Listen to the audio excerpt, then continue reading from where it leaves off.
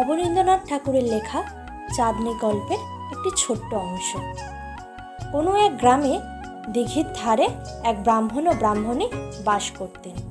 তাদের গোয়ালে গরু ছিল, গোলায় ধান ছিল, পুকুরে মাছ ছিল, এছাড়াও আরও অনেক কিছু ছিল। কিন্তু তবুও তাদের মনে সুখ ছিল না, কারণ তাদের একটিও সন্তান ছিল না। ব্রাহ্মণী অনেক ব্রত করলেন, কিন্তু ব্রাহ্মণীর সকল ব্রতই বিফল হলো। মাঝে মধ্যে তিনি খুব কষ্টে মন খারাপ করতেন। এইভাবে তাদের দিন চলতে শুরু করলো। একদিন পথে এক সাধুর সাথে দেখা হলো।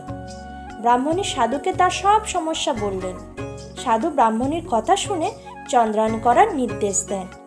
1 বছর পর পূর্ণিমার দিন তাদের ঘরে চাঁদের মতন দেখতে এক ফুটফুটে কন্যা সন্তান হলো। তার নাম রাখলেন চাঁদনী। পাড়ার লোক দেখে বলল, মেয়ে তো নয়, পুরো চাঁদের কণা। চাঁদনীকে কোলে পেয়ে ব্রাহ্মণ ও ব্রাহ্মণীর আনন্দের সীমা রইল না। তারা চাঁদনীকে বড় আদরের ও বড় যত্নে মানুষ করতে লাগলেন।